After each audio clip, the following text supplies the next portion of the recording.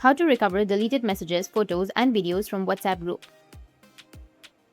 So if you want to recover deleted messages, photos, and videos from WhatsApp group, then what you need to do is first, you need to make sure that you have a stable internet connection. First, what you need to do is uninstall WhatsApp from your phone and reinstall it again. Verify your phone number, and when prompted, you need to tap restore and make sure that you're using the same number and the Google account that was used when the backup was created. Once the restore process is complete, WhatsApp will bring back your deleted group messages, deleted photos and videos, and even entire WhatsApp group chats.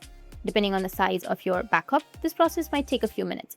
An important warning, any message sent after the backup date will be permanently lost. So before restoring, always remember that recent messages will not be recovered.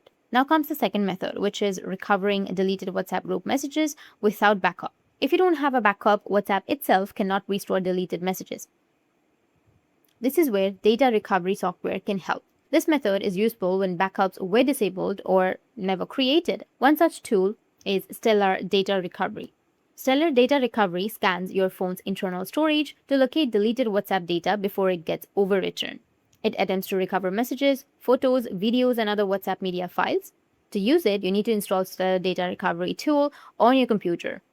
So make sure to install it on your computer and then connect your Android phone using a USB cable and enable the USB debugging on your phone. Then select WhatsApp data for scanning.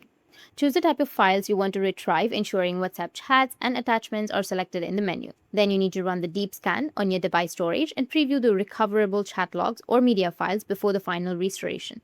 Restore and save your recovered WhatsApp files directly to your designated computer folder. It doesn't require any root, it has free trial limitations, and it supports scenarios like recovers data lost from accidental deletion, system crashes, or device damage. So these were the two solutions. If you found this video helpful, hit the subscribe button, and thanks for watching.